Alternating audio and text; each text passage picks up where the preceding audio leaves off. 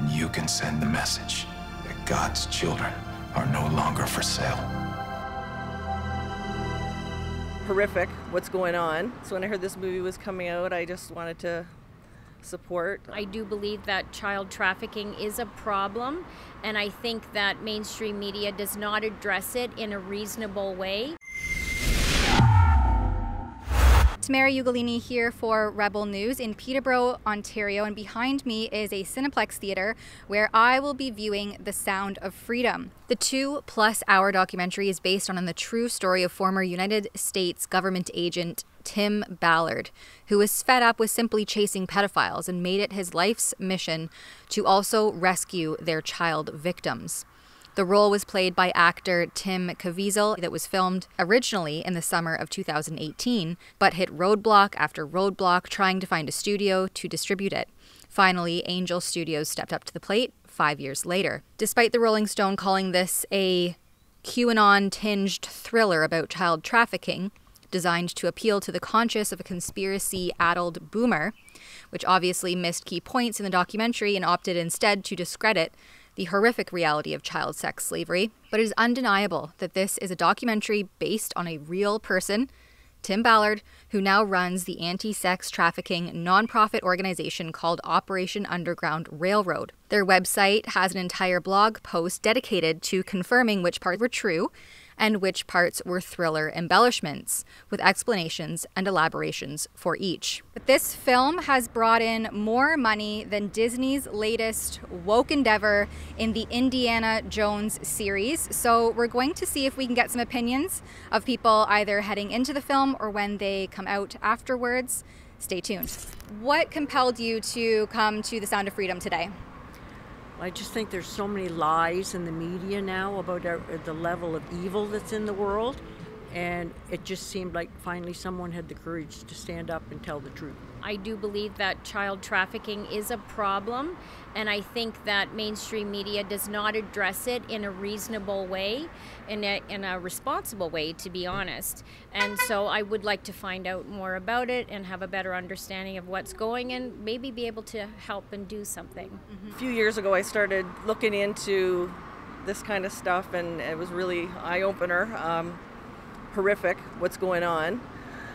So when I heard this movie was coming out, I just wanted to support financially, but I've heard a lot of good things about it, that it's a great movie. I think that we should all pray more, to help men like that to step forward and have the courage to speak the truth. What kinds of things are you hoping to learn or gain from viewing the documentary?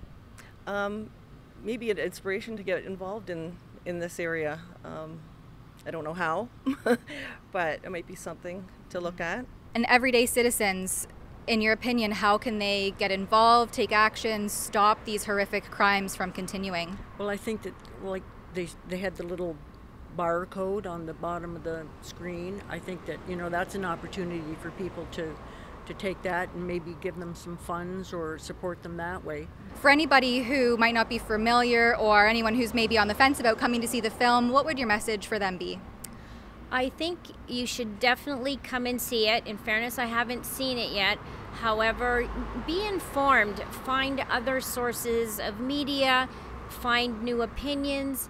Don't just count on the mainstream media all the time, and open up your heart and your mind to maybe there's some things going on that you just don't understand or just don't know. Talk about it with other people, with your neighbors and whoever, because the mainstream media is not covering it and they're not promoting it. So a lot of people don't even know about it. Take hope that I think things are going to start to change. I think that if the good people stand up, then the evil will be defeated. All right, so the feedback from a few people whose opinions I could grab on the street was that the mainstream media continues to ignore the horrific crimes and also the magnitude of child sex trafficking. Overall, this documentary was really an entry level that depicted the organizational structure of the cartel and the breadth of these criminal organizations. The cinematography, the documentary itself, the story was really well done, easy to follow, And it's also mentioned in the film that everyday people just don't want to have these conversations. It's too horrific. And it is. It's a tough film to watch. It's a tough conversation and thought to have. But it's a great way for people to start to be exposed to and understand the breadth and the magnitude of these crimes so that they can research further if they feel compelled. Here in Peterborough, Ontario, I'm Tamara Ugolini for Rebel News.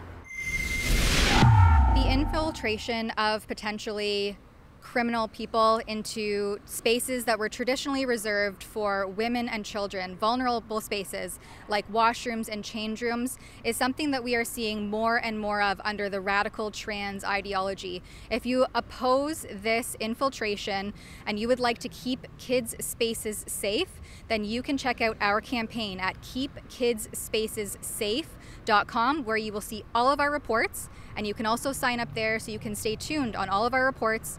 We have a petition that we're calling on everyday people who want to keep kids' spaces safe to sign it to do so. That's keepkidsspacessafe.com.